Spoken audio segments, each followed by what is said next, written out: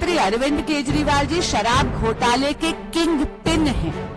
उनके बहुत ही नजदीकी निकटतम रिश्ते हैं बाकी को अक्यूज्ड के साथ और उनके निर्देश पर माननीय मुख्यमंत्री अरविंद केजरीवाल जी की जो साठगांठ है बाकी को अक्यूज्ड के साथ, उन्हीं के कारण 100 करोड़ रुपए तक के किकबैक्स आम आदमी पार्टी के सरगना श्री अरविंद केजरीवाल जी ने लिया है शराब घोटाले में। सत्ता के मुंह में केजरीवाल जी मदमस्त है, दिल्ली की जनता त्रस्त है, उन्हें तुरंत त्यागपत्र देना चाहिए। धन्यवाद। पीएमएलए एक्ट है, इसका सेक्शन 19 पढ़ के बस एक सेंटेंस पढ़कर सुनाऊंगी। The director, deputy director, assistant director or any other officer authorized should have reason to believe any person has been guilty of an offence punishable under the act, he may arrest such a person. और supreme court ने क्या पाया? Supreme court ने ये पाया कि investigating agencies के पास sufficient material था सेक्शन 19 की रिक्वायरमेंट प्रूव करने की।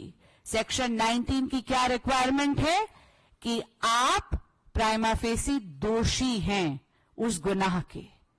इसका मतलब है आज सील ऑफ अप्रूवल लगाई है सुप्रीम कोर्ट ने। ये जो इंटरिम बेल मिली है माननीय मुख्यमंत्री अरविंद केजरीवाल जी को, ये सिर्फ इसलिए मिली है क्योंकि एक point of law larger bench को रिफर करा गया है। जब भी कोई चीज लार्जर बेंच को रिफर करी जाती है उसकी सुनवाई में थोड़ा समय लगता है, लेकिन इसमें दो बातें बहुत महत्वपूर्ण हैं। कुछ दिन पहले ईडी ने एक बहुत ही डिटेल्ड चार्जशीट कोर्ट के समक्ष रखी थी। उस चार्जशीट के तहत व्हाट्सएप चैट्स, साक्ष्य और बाकी के बाकी तथ्य देखकर ये पता चला था कि माननीय मुख्यमंत्री अरविंद केजरीवाल जी शराब घोटाले के किंग पिन हैं। उनके बहुत ही नजदीकी निकटतम रिश्ते हैं बाकी को अक्यूज्ड के साथ और उनके निर्देश पर माननीय मुख्यमंत्री अरविंद केजरीवाल जी की जो साठगांठ है बाकी को अक्यूज्ड के साथ, उन्हीं के कारण 100 करोड़ रुपए तक के किकबैक्स आम आदमी पार्टी के सरगना श्री अरविंद केजरीवाल जी ने लिया है शराब घोटाले में। उस 100 करोड़ रुपए में से 45 करोड़ रुपीस आम आदमी पार्टी की गतिविधियों के लिए इस्तेमाल हुए गोवा चुनाव में, और इसी के कारण आम आदमी पार्टी पहली पार्टी बनी है भारत के इतिहास में जो भ्रष्टाचार में इतनी लिप्त है कि उसको भी अभियुक्त बनाया गया चार्जशीट में। आज सुप्रीम कोर्ट ने एक और बहुत बड़ी ऑब्जर्वेशन दी है। सुप्रीम कोर्ट ने कहीं ना कहीं डायरेक्शन नहीं दी, लेकिन एक इशारा जरूर करा है। सुप्रीम कोर्ट ने यह इशारा करा है कि जब भी कोई भी कॉन्स्टिट्यूशनल फंक्शनरी इस प्रकार के अपराध में लिप्त होता है तो उसको अपने पद से इस्तीफा देना चाहिए।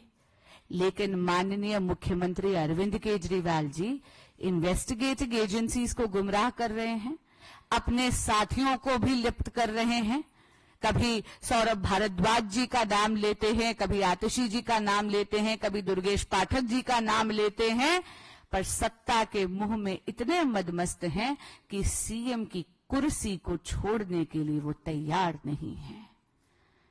इनकी इस जिद के कारण दिल्ली में एक पॉलिसी पैरालिसिस हो रहा है, एक कॉन्स्टिट्यूशनल क्राइसिस हो रहा है। आज जो इंटरिम बेल की कंडीशंस हैं वो वही हैं जो उनको पहले भी दी गई थी, यानी 10 मई का ऑर्डर जिसके तहत उनको इंटरिम बेल गई थी वो कंडीशंस लागू होती हैं। और उन कंडीशंस के तहत दो बहुत महत्वपूर्ण बातें हैं। पहली, माननीय मुख्यमंत्री अरविंद केजरीवाल जी सीएम के दफ्तर नहीं जा सकते। दूसरी बात, माननीय मुख्यमंत्री अरविंद केजरीवाल जी कोई फाइल नहीं साइन कर सकते जब तक कि उसको एलजी ऑफिस के यहां फॉरवर्ड ना करना हो। तो मैं आपके माध्यम से माननीय मुख्यमंत्री अरविंद केजरीवाल जी से पुनः अनुरोध भी करूंगी और उनको याद भी कराऊंगी कि उनकी इस जिद के कारण दिल्ली में एक टोटल पॉलिसी पैरालिसिस हो रखा है। सत्ता के मुंह में केजरीवाल जी मदमस्त है, दिल्ली की जनता त्रस्त है।